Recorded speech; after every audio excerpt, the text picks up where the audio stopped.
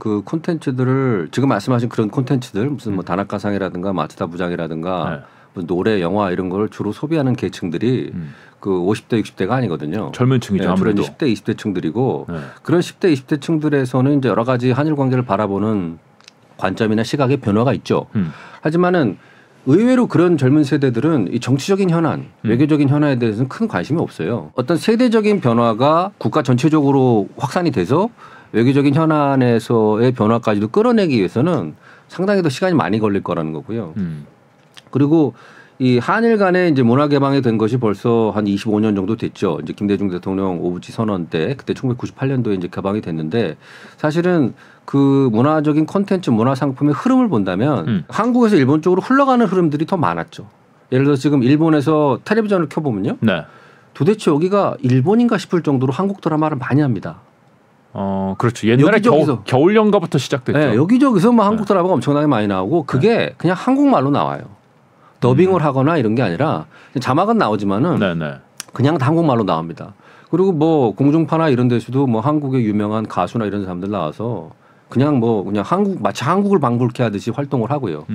그런데 상대적으로 한국에서 어떤 일본 문화, 일본 콘텐츠가 소비되는 것은 공개된 공중파 이런 데서는 상당히 좀 보기가 쉽지 않았어요. 제가 알기로 지금 라디오에서도 아마 일본어로 된 노래가 공중파에서 나오나요? 아마 안 나오는 걸로 알고 있어요. 규정이 어떻게 돼 있는지는 모르겠지만은 들어본 적이 없는 없습니다. 것 같은데요. 그런데 최근 들어서 이렇게 뭐 최근에 지금 스즈메의 문단속도 400만을 돌파했고 그 전에 바로 또 그 승행 1위에 올랐던 게 퍼스트 슬램덩크. 일본적인 콘텐츠, 일본어로다가 그 전달이 되는 콘텐츠들이 이렇게 공개적으로 인기를 끌게 된 것은 사실은 그렇게 오래되지가 않았습니다.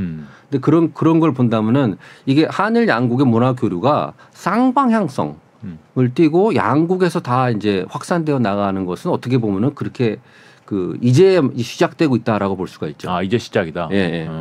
감정적인 그 벽이 별로 없으니까 젊은층이 그래도 좀 소비를 한다 이렇게 봐야 되는 건가요? 그렇죠. 지금 제가 지난주에 도쿄 가가지고 공무원 하시는 분들이랑도 식사를 했는데 그분이 놀라시더라고요. 뭐냐면 이번에 그 윤석열 대통령이 동경 가기 전에 징용 문제 이제 해결책을 발표를 했잖아요.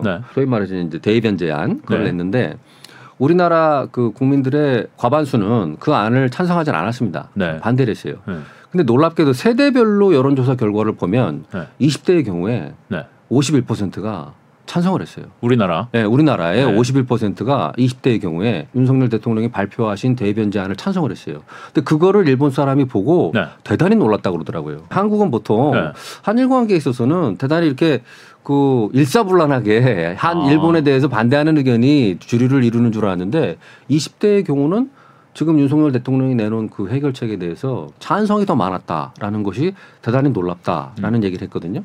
근데 저도 사실은 그걸 보면서 이제는 좀 뭔가 이제 어떤 세대적인 변화들이 일어나고 있는 것이 아니냐라는 그런 생각이 들더라고요. 한일 관계를 단순히 과거의 틀에서만 보는 것이 아니라 좀 미래지향적인 관점에서 보려고 하는 의견들도 지금의 젊은 세대에서는 좀 확산이 되어가고 있는 것이 아닌가. 한국 내에서. 네, 한국 내에서요. 근데 뭐 아직은 모르죠. 뭐 그 여론조사 하나로다가 뭐가 다 바뀐다고 뭐 확신할 수 있는 건 아니니까. 하나의 어떤 그 지표 정도로다가 볼 수는 있다고 생각합니다.